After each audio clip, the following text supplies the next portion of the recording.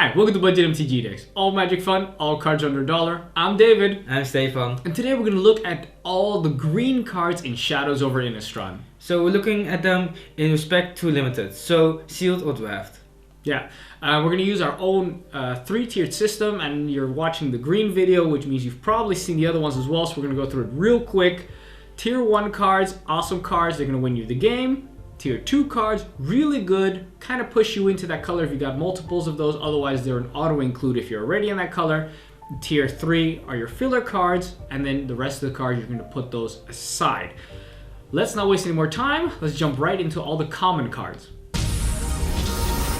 Our first card is Confront the Unknown. For 1 green, it's an instant that states we first get to investigate, and then target creature gets +1/+1 until the end of turn for each clue you control. Now those clues of course are those artifacts that we can sacrifice for 2 mana to draw a card. Even if we don't have any of those on the battlefield, then still we're going to first investigate and we get the +1/+1. I'm not terribly excited about it. Sure, later on if you've got loads of clues it could be awesome, but if you don't have that, it's just +1/+1. It does replace itself of course because you do get the clue.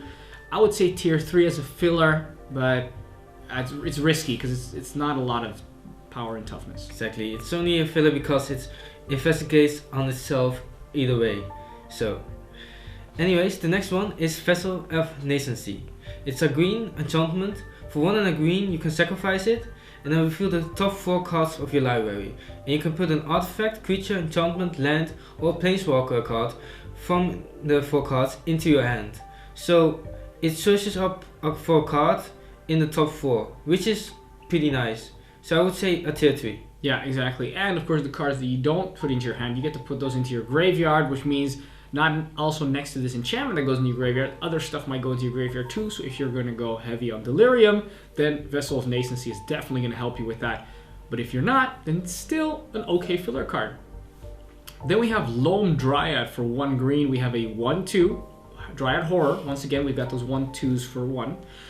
We get to tap this guy. Then we have to tap an untapped creature we control. Then we get to add 1 mana of any color to our mana pool. Now I like adding mana of any color to our mana pool, but I don't like to tap 2 creatures for it. Remember that you can tap a creature that just came in using Loam Dryad's ability, because Loam Dryad is the one that's doing the tapping of the other creature and the creature's not tapping itself, so it doesn't matter that it's suffering from summoning sickness. But you don't really need to remember that because it's not a very good card, so I'll just put it aside anyway and not play it. So the next one, Quilled Wolf. It's 1 and a green, it's a wolf, it's a 2/2, but for 5 and a green, Quilled Wolf gets +4/+4 until end of turn. So it's a bear, which is already good enough, but for 6 mana later on, you will get a 6/6. So I really like this one and I just want to auto-include it. So a tier 2 for me. Yeah, I agree 100%. It is so cool that it is useful at the beginning of the game and it's useful at the end of the game. I mean, what more do you want? Next one is Aim High for 2 mana. It's an instant. Untap target creature. It gets +2/+2 and reach until the end of turn. Now this is, when it comes to combat tricks, this is a doozy, because not only do people not realize that you're going to boost something, but even if they do have an inkling, they're never going to think that you're going to do that when you're tapped out, because this thing of course untaps that creature and they might think, you've got a blocker, but it won't be able to stop my flyer. Yes, with Aim High you also can stop that flyer. Is there something this combat trick can't do? If it can't do it, you probably don't want it. Aim High is awesome. I say always include it if you're in green, tier 2. Exactly. So the next one, Moldgraf Scavenger. A 1 and a green, it's a fungus, it's a 0/4, but with Delirium, it gets +3/+0. So it can be a 3/4. And it's a pretty good card because it can be a 3/4, but you have to have Delirium. So that's why I want to put it in tier 3. I'm a little on the fence on this little mini Tarmogoyf. Probably if you in constructed it's a little bit better, but in limited, yeah, you might have to wait too long for the Delirium to activate. And I just don't like the idea of having a 0-powered creature in the game. Exactly, but it does block. So if you have a lot of Delirium, I would try to play it. Sure. Then we have Fork in the Road for 2 mana. It's a sorcery. We get to search our library for 2 basic land cards. We get to put one of those into our hand, the other one into the graveyard. Then we shuffle our library. Now this is no rampant growth. So actually we should just put it aside, because what it does is puts a card into our hand and we really want to put it on the battlefield. And having that extra land go into our graveyard, yeah, if you're going hard on Delirium, sure, but if you're just trying to build a normal deck, then just put this card aside. Don't look at it. So next one, Rabbit Bite. 1 and a green, sorcery, target creature you control deals damage equal to its power to target creature you don't control. So I don't really like this because you need to have a creature that actually has enough power to kill the other one. So that's why it's a tier 3, but I really like the flavor. Well, I actually like it more for its mechanics, because 2 mana is very little for a removal spell, and you're in green already, so you're gonna have creatures that are bigger than your opponent's stuff anyway. So I think they're gonna have a very good chance of being able to destroy whatever's bothering you. On top of that, I also think that your big fatties are going to be able to destroy the utility creatures of your opponent, because they're going to have lower toughness anyway. So those annoying creatures that aren't very big in combat, you're going to be able to shoot them down. And I think as far as removal is concerned in green, I think this is pretty decent. I would definitely put it in 3 as a good alternative, I think. Yeah, I mean, if you don't have much of removal, yeah, that's why you're playing green. Pretty much as good as it goes, I guess, yeah. With green it is. So yeah. So the next one, Clip Wings. 1 and a green, instant. Each opponent sacrifices a creature with flying. It's something that's really narrow, so I want to just put it aside. Yeah. Something, if you really don't have anything against flyers, just put it in sideboard, but yeah. But when you're playing limited, your entire deck is, or all your cards are your sideboard, so just put it aside. And yeah, if somebody's got all the angels, then you're alright, well, Clip Wings is going in, but other than that, don't. Next we have Hinterland Logger for 2 mana. We get a 2/1 human werewolf. Now we've already established that I'm not too excited about playing creatures with 1 toughness. So you think, this is not too great. It states though that at the beginning of each upkeep, if no spells were cast last turn, transform it. So the standard werewolf ability. What does it turn into? It turns into Timber Shredder. Now it is a 4/2 with trample. And of course, if two or more spells were cast, it transforms back next turn. So now I'm going to explain why I think that this is actually a tier 2 card, even though I've said before that tier power 2, toughness 1 creature, I don't want to play for 2, and I don't really like 4/2s either because they die to bears. The reason why I like this is because it's so easy to transform. You've got control most of the time. If you just say, I'm not going to play anything, you're going to be able to control when it transforms without having to jump through any weird madness type hoops. Unless someone plays an instant in your turn. That is the time when they can really mess you up. So that's a really good point. Other than that, you can control it. And I really like it that it's a 4/2 with trample. Why? Because a 4/2 vanilla is going to die to a bear. This one at least, because the trample does the extra 2 points of damage against the bear, and you're not paying 4 to 5 mana for that 4/2. You're only paying 2 mana. And then all of a sudden, I don't mind trading with a bear if you only pay 2 mana for it. So tier 2, auto include. So the next one, Byway Courier. 2 and a green. It's a human scout. It's a 3/2, but when Byway Courier dies, you can investigate. I really like this one because a 3/2 for 3 is also just decent, and when it dies, you get a clue. So it replaces itself. Yeah. Awesome. So I would just say tier 3. Tier 3, excellent filler. Agreed. Then we have Stoic Builder for 3 mana. We get a 2/3 human, decent body. But when this guy enters the battlefield, you get to return target land from your graveyard back to your hand. Okay, we're gonna assume that we don't have that. It's still okay. You're still paying. You're still gonna get a 2/3 for 3, so that's okay. Stops the bears that they played on turn 2. Nothing wrong with that. So it's a decent filler, tier 3. The next one, Wood Out. In 2 and a green, sorcery. Destroy target artifact or enchantment and investigate. You just have to have an artifact or enchantment on the battlefield to destroy, and you can use it on a clue, but that's not worth it. No. So just put it aside. Exactly. Might Beyond Reason is next for 4 mana. It's an instant. We get to put 2 +1/+1 counters on target creature. What if we have Delirium? Then all of a sudden it's 3. Oh, they're really being generous with those +1/+1. Please, sir, may I have more? No, that's what this card's saying. You only get the 2 +1/+1 counters for 4 mana. And you know what? It's not impressing me. I would say just put it aside. There's better stuff to do in green. Exactly. So, question skill. 3 and a green. It's an aura. Enchanted creature gets +3/+3. And when it's a human, it also gets trample. It's still an enchantment, and for 4 mana +3/+3 isn't that great because you're still going to get 2 for 1. So put it aside. Yeah, agreed. Then we have Intrepid Provisioner for 4 mana. We get a 3/3. So a 3/3 for 4 mana we established is already good. Human Scout. It has Trample. Hey, that's pretty good. I like that. A 3/3 with Trample for 4. That's a very good deal actually for a common card. And, but there's more. When this guy enters the battlefield, another target human you control gets +2/+2 till the end of turn. Well, that's just icing on the cake, isn't it? Exactly. I'd eat that. That's awesome.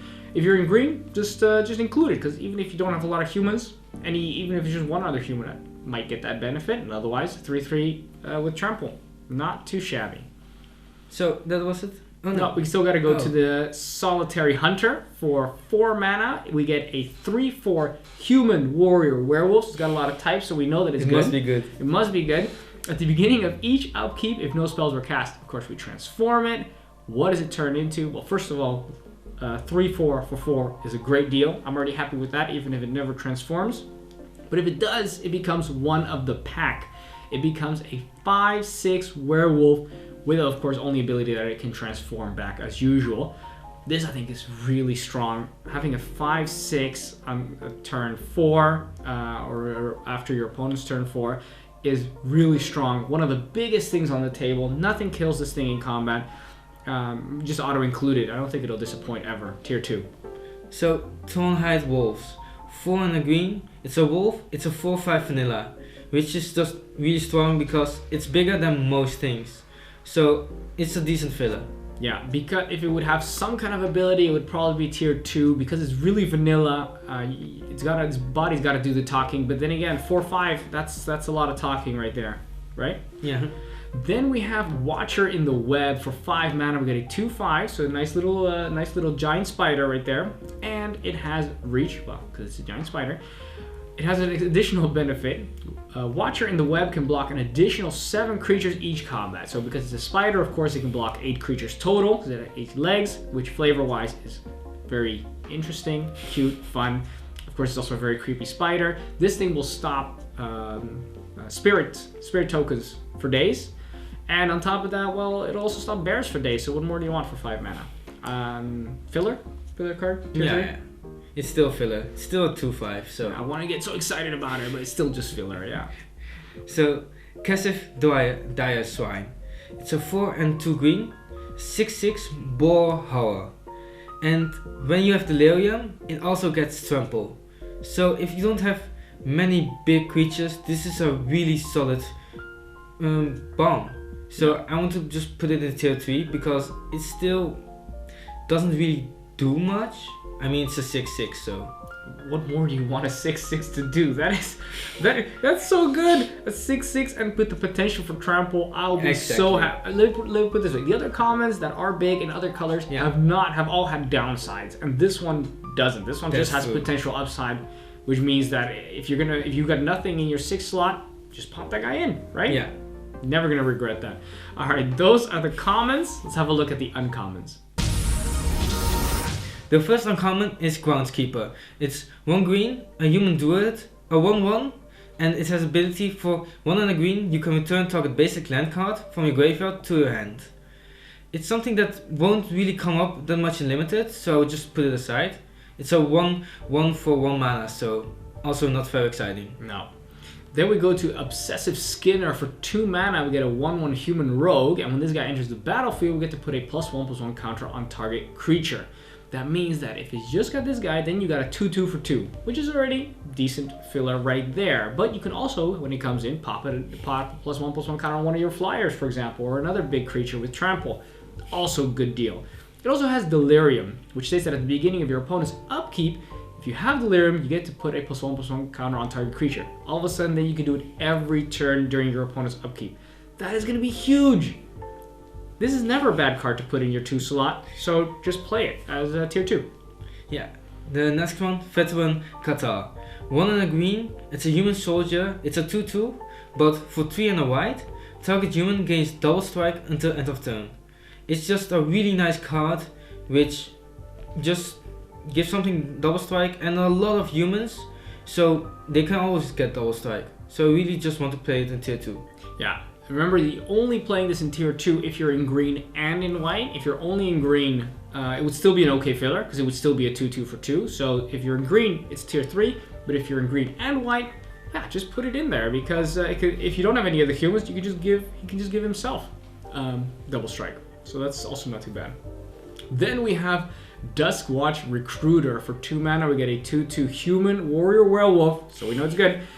For 3 mana, we get to look at the top 3 cards of our library and then reveal a creature card from among them and put that card into our hand, put the rest at the bottom of our library in any order. So this doesn't help us with our delirium, but we don't have to because it basically draws us a card every turn if we pay 3 mana. And you know what, if we have 6 mana, then we can just do it twice. So that's pretty sweet.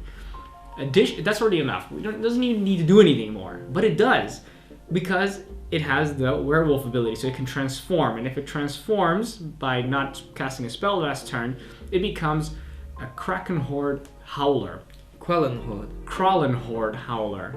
No Krakens here. No Krakens. I would love it if it become a Kraken Howler. That would be awesome. But this is a 3/3 werewolf, and it states that creature spells you cast cost 1 less mana to cast.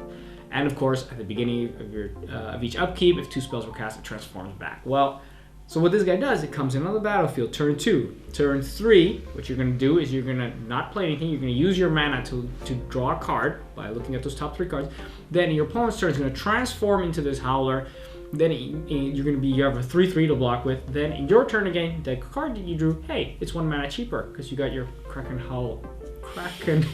It's just a Kraken all of a sudden. Anyway, this Howler, I don't know why I can't pronounce this one, but it's so good. It's so good. It's giving me speech impediments. How's that sound? Sounds great. Well, not that great actually. All I know is that it makes me play green. Being able to say the name or not, tier 1, absolutely. So the next one, Moonlight Hunt. It's 1 and a green instant, and you can choose target creature you don't control. And each creature you control that's a wolf or a werewolf deals damage equal to its power to that creature. You really need to have werewolves and wolves for that. And the other one, you can choose any creature you had. So that's why I want to put it just aside. Yeah, it's just like the story that we had with the werewolves. Sorry, not with the werewolves, with the vampires that we had before. These videos are way too long. We're sleep deprived. It's just like we had with the vampires. There's some cards that with tribal that are very strong, and same with this. If you are going complete wolf and werewolf tribal, but the chances are you won't have all the pieces of the puzzle. So just try and go for more reliable removal. Then we have Lambolt Pacifist. For 2 mana, we get a human shaman werewolf. I'm not gonna say it anymore. It's a 3/3. So a 3/3 for 2 mana. But this girl can't attack unless you control a creature with power 4 or greater. However, it's got the standard werewolf transformation clause, and if it does, it becomes Lambolt Butcher. It's a 4/4, and it has the standard transform back werewolf clause. So for 2 mana, you just gotta wait until you got something that's a little bit bigger, and then it becomes a 4/4. But in the meantime, it's blocking for days. Yeah, I mean, a 4/4 for 2 mana, I would just want to play it. So tier 2. Exactly. And a 3/3 blocker for 2, much better than the 0/4 we saw 0/4, before. yeah. This is way better. So just if you're in green, just include it. I thought you were excited about Mini Tamagotchi. I'm not excited about Mini Tamagotchi. So, Open World Mysteries. 2 and a green, it's an enchantment, and whenever a non-token creature you control dies, you can investigate, and whenever you sacrifice a clue, you put a 1/1 white human soldier creature onto the battlefield. So whenever something dies at your side, you get a clue which makes a human. This one makes me want to play green, so I want to put it in tier 1. Yeah, it's insane. Think about this. Turn 3, you pop this down. Then you just start casually playing creatures. They trade, you're losing, whatever's happening. Then you're getting clues. You're paying 2 mana. I draw a card, I get a token. I pay 2 mana, I draw a card, I put it on a token. That is going to get out of hand, especially in limited. It's going to get out of hand real quick and will win you the game. So that's why definitely tier 1. A Graph Mole is next. For 3 mana, we get a 2/4 Mole Beast. Why are these creatures so big in green? They're so big. A 2/4 for 3. That's sick. So it must have a downside, right? It must, I hear you say. But you can, of course, already read it, that whenever you sacrifice a clue, you gain 3 life. That's the upside. Is it? Yeah, it is an upside. So this is amazing. What must be wrong with this then? Its face is quite ugly to look at. But other than that, it is an amazing card. I mean, it's just included because it's going to block, and you can actually attack with it as well. Not too shabby. I would say a tier 2. So the next one, Gloom Widow. It's a 2 and a green spider, a 3/3 with reach, and it can only block creatures with flying. But it's a 3/3 for 3, so you'll probably be attacking with it anyways. Exactly. So how I see it is, at the beginning of the game, you're just attacking with it, and then when your opponent gets some flyers, some 1/1, some 2/2 flyers, then you say, okay, Gloom Widow, now it's your turn to stand back, just block, just stop your flyers from their flyers from attacking, and then you can attack with your other stuff. So I always see it as having a good role. So a tier 2. Tier 2, absolutely, yeah. Then we have Crawling Sensation for 3 mana. It's an enchantment. It says at the beginning of your upkeep, you may put the top 2 cards of your library into your graveyard.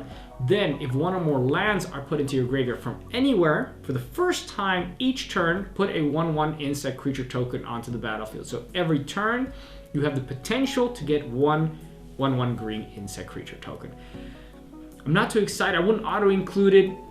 Sure, it's nice to be able to get a 1/1 every turn, and of course the milling doesn't really hurt you in any way, so that's okay, especially with Delirium. It might be upside, but I'm still on the fence on it. I would say tier 3 as an okay filler card. Exactly. It can net you a token every turn, but probably not every turn. And if it doesn't, then you're pretty upset. Exactly. Yeah.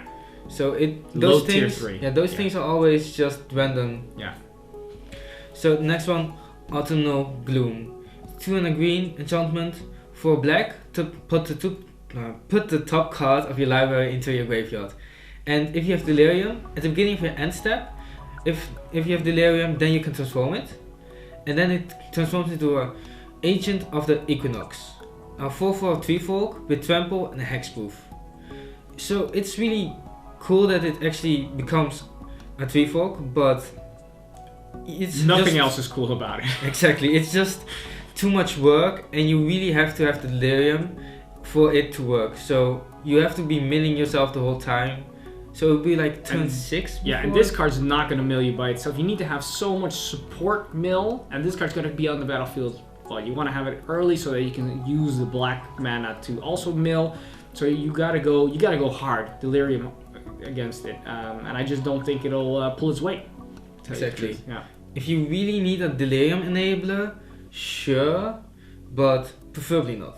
I think more likely, if you're playing this, you really want another couple of Delirium enablers to make sure you can get that Ancient of the Equinox. So just put it aside. Put it aside, it's too risky.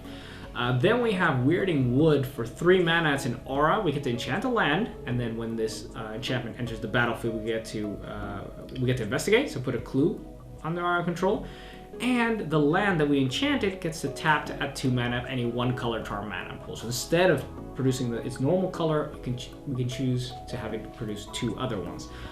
I don't really like this that much. I mean, it does replace itself with the clue, and of course, you could definitely pay that mana to sacrifice your clue to get the card, but 3 mana just for that ability, just for that extra bit of mana on your land, I don't really like it that much. I think it's too much to pay for that kind of ability, so I would put it aside. Safer? Yeah, just put it aside. So next one, Hallpack Resurgence. 2 and a green enchantment. It has flash, and each creature you control that's a wolf or a werewolf gets +1/+1 and trample. It's really nice if you have a lot of werewolves, else it doesn't do enough. So I want to put it aside unless you have a werewolf tribal. Yeah, it's kind of cute that it has flash, so if you do have it, you could use it as an instant speed trick to, boost your guys 1, but then again, you do need to have those creatures. If you don't have the werewolves, you happen to have just a couple of humans, then or other types of creatures, and then you have this in your hand, then you're really sad. So put it aside. Then we have Hermit of the Natternolls for 3 mana, a 2/3 human werewolf. I mean, the body is fine already by itself. Then, whenever an opponent casts a spell during your turn, draw a card. That's nasty. That's pretty nasty. Has the normal werewolf transformation clause, and it transforms into Lone Wolf of the Natternolls. Now, all of a sudden, it is a 3/5. We already established 3/5 is a really good body in this set, so I'm very happy with that. And whenever an opponent casts a spell during your turn, draw 2 cards. So no more instant speed removal, no more counterspelling you because you would draw 2 cards Once again, it's got the normal clause for werewolves that it will transform back if someone plays 2 or more spells. But all in all, for 3 mana, really strong, stops them from wanting to surprise you, and you're not surprised anymore, which makes you happy too. I'd say tier 2. Exactly, it's just really solid. So next one, Briar Bridge Patrol. 3 and a green, human warrior, a 3/3, and whenever Briar Bridge Patrol deals damage to one or more creatures, you can investigate. And if the beginning at the next end step, if you sacrifice 3 or more clues, you can put a creature card from the hand onto the battlefield. That's a lot of text. Yeah. So, but it's also awesome. Yeah, it is. So when it blocks or becomes blocks, you actually get a clue. And for 3 sacrificing clues, you get a creature for free. Yeah, and it doesn't even have to be the clues that you got because of Briar Bridge Patrol, because there's other ways to get clues that we saw already. So what if you get those clues via other ways? Then all of a sudden, way quicker, you're going to be able to put down that big fatty for free. That is really strong. I think even if you don't have those clues, still a 3/3 for 4 is still okay. So I'd say tier 2. Never regret including this one in a green deck. Then we have Pack Guardian for 4 mana, of which 2 have to be green. We get a 4/3 Wolf Spirit, so power and toughness, that's already pretty decent. I'm happy with that. It also has Flash. Oh, okay, so we can use it kind of like a combat trick, and when our opponent attacks, we can use it to block. They never saw that 4 power coming. And when he enters the battlefield, you may discard a land card. Okay, well, we don't need that one. And then we put a 2/2 green creature token onto the battlefield. Boom, that's 6/5 power and toughness for 4 mana. I'm happy with that. Both of them essentially coming in with Flash. That's going to turn the game around. Yeah, I would just want to say, it's just instant speeds 6 power. So that's really nice. That's really good, yeah. If you're green, you have to include it. Tier 2. Yeah. So the Cult of the Waxing Moon. It's 4 and a green. It's a human shaman. It's a 5/4, so that's already good. And whenever a permanent you control transforms into a non-human creature, put a 2/2 green wolf creature token onto the battlefield. So if something transforms one of your werewolves, then you get another 2/2 wolf. So that's really good. So it's just a really solid tier 3, unless you're playing with a lot of werewolves. Then of course I want to play it as tier 2. Yeah, but still a 5/4 for 5. Big, yeah, it's big good stuff. All right, well, those are our uncommons, and I gotta say those are pretty impressive. Yeah. Let's see what the rares have in store. Our first rare is Traverse the Ulvenwald. For 1 green, we get a sorcery that we can search our library for a basic land card, reveal it, put it into our hand, then shuffle our library. Now, I don't really like these effects because it puts it in our hand, and I really just want to put it onto the battlefield tapped. So that already by itself is not that great. Then it has Delirium. So when we have Delirium, then we instead get to choose either a land or a creature. Okay, now looking for a creature and putting it into our hand, that's pretty cool. The problem is how many hoops do you need to jump through to make this card worthwhile? Whereas use of time, all it's going to be is search for a land and put it into our hand. I'm not too excited about that possibility. I think it's too risky. I don't think the upside's enough. I would say put it aside. Don't play it. Yeah, exactly. Always when you want something, it will never happen. Nasty. So the next one, Cryptolith White. It's 1 and a green, it's enchantment. Creature you control have tap, add 1 mana of any color to your mana pool. So all the creatures can tap for any color. So it color fixes you, and if you don't use it, if you don't use the creatures, then you can just tap it. So that's really nice. Yeah, not only does it mana fix you, it mana ramps you, because all your creatures all of a sudden are mana dorks. And not only are they mana dorks, but they're even birds of paradise. And we all know that those are great cards. Nobody argue with me because a bird of paradise is awesome. And if this Cryptolith right turns them all into birds of paradise in the sense that it can give you mana of any color, it must be good. It must be good. And I would say this pushes me into green so hard. I would say this is tier 1 because I just want to play this. I don't care with what other color. It'll work. It will work, it will work. So the next one, Deathcap Cultivator. 1 and a green, a human druid. It taps for black or green. It's a 2/1 by the way. And with Delirium, it gets Death Touch. So it's a mana dog that can have Death Touch. Yeah. I'm not really too excited about it, so I just want to put it as a filler, so tier 3. Yeah, exactly. We are not too excited about 1 toughness creatures. Mana dork, yeah, okay, it gives you black or green, sure. But this is not winning the game. It's not auto-include. I guess tier 3 is okay. Then we have Inexorable Blob for 3 mana. We get a 3/3 ooze with Delirium. So when we have Delirium and this guy attacks, we get to put down a 3/3 green ooze creature token onto the battlefield, tapped and attacking. The cool thing about this is, of course, if they can't kill this thing when you're attacking, you're getting a 3/3, and then next turn you're probably going to get another 3/3, and that's going to get out of control real quick, and it'll probably win you the game. However, there's times where they're going to have a 2/4, and then you're going to attack. They might be able to multi-block it, and then you're going to lose your guy, and then you're going to be unhappy. So Inexorable Blob might win you the game, might also not win you the game. Either way, a 3/3 for 3 is good enough to be auto-included. I would say tier 2. Exactly, a really solid tier 2. Maybe tier 1, but... yeah, it's on the fence. It's a high tier 2. Exactly. So, Tireless Tracker. A 2 and a green, it's a human scout, a 3/2, which is already good enough. And whenever a land enters the battlefield, you can investigate. It's only on your control. So, if you play a land, you can investigate. And when you sacrifice a clue, you get a +1/+1 counter on Tireless Tracker. So, it draws your cards and it prompts itself. What more do you want? There's nothing more. If you want something more, then you're being greedy, which means I probably do want something more, but I won't ask for anything more, because even already the fact that it's a 3/2 for 3 is okay. The fact that your lands are not dead lands anymore later on in the game, that they're also drawing you cards, is awesome. And the fact that it grows from already turn 3 onwards, most likely, is going to be huge. And I think it'll win you the game by itself. Exactly. So tier 1. Absolutely. Next we have Silver Fur Partition. For 3 mana we get a 2/2 Wolf Warrior with Trample. Now already I'm not that excited about 2/2s for 3. Can you believe how spoiled I am by the massive green creatures? It has an additional ability to make it right though. Whenever a wolf or werewolf you control becomes the target of an instant or sorcery spell, put a 2/2 green wolf creature token onto the battlefield. So that includes the removal of your opponents or the combat tricks that you're playing. I think if you would be building Constructed, you could do some really nasty stuff with this. I think in Limited, you might not have enough combat tricks. You might not even want to play enough combat tricks to make this card really powerful. However, for the few times, once or twice that it might work during the game, it might be enough to warrant its inclusion as a tier 3 filler card though. Yeah, it's something, it just pushes combat tricks, which I don't really like. No, that's true. So that's why it's not higher. Exactly. So Soul Swallower, 2 and 2 green, it's a 3/3 worm with Trample. And with Delirium, at the beginning of your upkeep, you can get 3 +1/+1 counters on Soul Swallower. So I really like this card actually, because it just gets bigger at end of game. So I really like this as a finisher, and I will just put it in tier 2. Yeah, auto include if you're in green.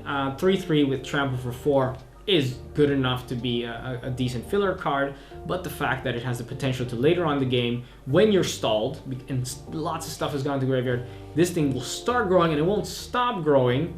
The fact that it has Trample also means that tons of damage will also get through. Tier 2 automatically for me as well. Then we have Second Harvest for 4 mana, 2 of which have to be green. We have an instant.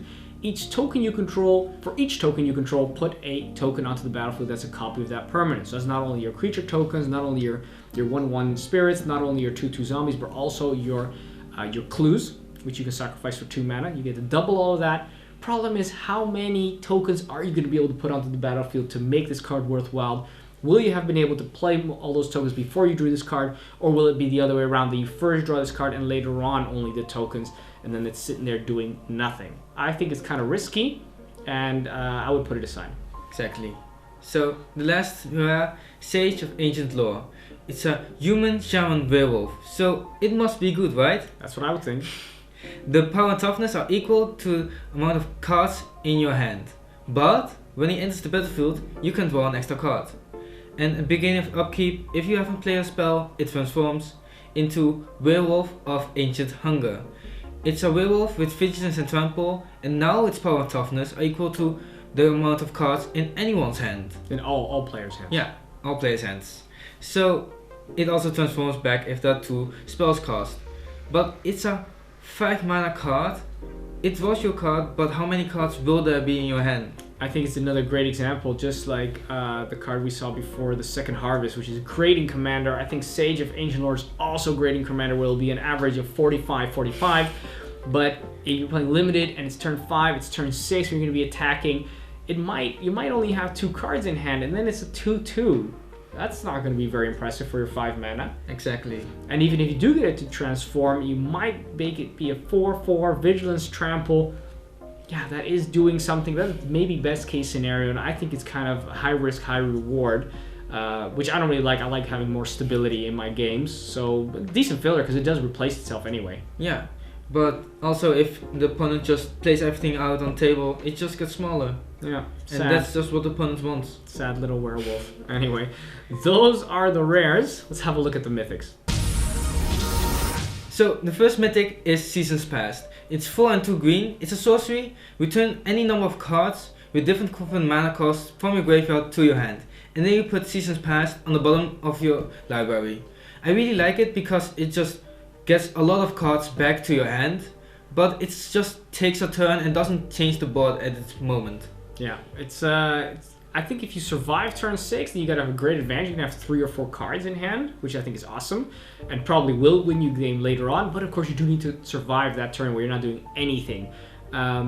Limited is a little bit slower than constructed, so I definitely think that it could work, but not enough to push me completely into green. This card by itself won't make me play green. No, exactly. So that's why I just want to put it in tier 3, because it's a good card, but is it good enough? Yeah, the question is not auto include because it's 6 mana, so maybe we want to put something that is 6 mana that might be a little bit of a fat creature instead, like Ulvenwald Hydra, for example. For 6 mana, it's an XX Hydra with reach. That's pretty cool.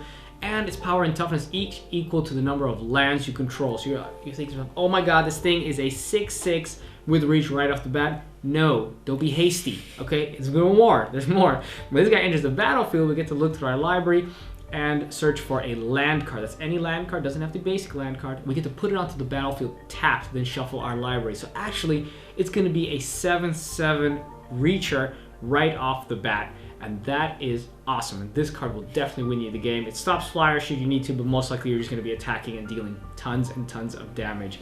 Unfortunately, it doesn't have trample, but you know what? We're just going to kill everything in our way anyway. Unfortunately, a 7/7 isn't enough. With reach, and I'm still greedy. But and it just mana fixes you too. Oh, it's brilliant. Yeah, it's awesome. Tier 1 pushes me into green. Those are the mythics. Let's have a look at the conclusion. So, Stefan, what do you think of green? I think we're really excited about green, like both of us. Yeah, I think this is what happens when copious amounts of caffeine and sleep deprivation gets to you. We probably are not thinking straight anymore, but I gotta say, I'm also very excited for green. It really feels like green is pushed. What kind of cards are good in green? I think a lot of the uncommons are just tier 2. And there was just tier 1 uncommon, so I really just like it. Yeah, I think Can't say much more. The only problem is that the removal is obviously kind of weak in green. But even then, you got some fight cards, and you've got the card that untaps your creature, gives it +2/+2 and reach. That's also sick. That's going to be doing tons of removal work. And the creatures are insanely big for what you're paying for. You're getting tons of 3/3s for 3. You're getting 5/4s. You're getting stuff that the other colors are just nowhere near within that range of power and toughness. And I think in limited especially, creatures win the game, bombs win the game. Green's got both. Green is a good color to have, I think, as a main color, and use the other colors to support green because they have a solid fat creature base. I'm very excited for it. Once again, take it with a grain of salt, as this is the last of the colors that we're looking at. Next video, we're going to be looking at the multicolored cards. We're looking at the artifacts and the lands, so stay tuned for that. In the meantime, don't forget to subscribe. Press that red subscribe button. Let us know that you like these videos. Let us know that we can make more of these, so we can do it for the next set as well. Don't forget to subscribe to us also, or join us on Facebook and on Twitter, because then you can see what goes on behind the scenes. You can ask us questions. You can interact with us. Yes, we're human. We're human too. You can just talk to us. And well, that's pretty much it. So thanks for watching. I'm David. I'm Stefan. And this was Budget MTG Decks.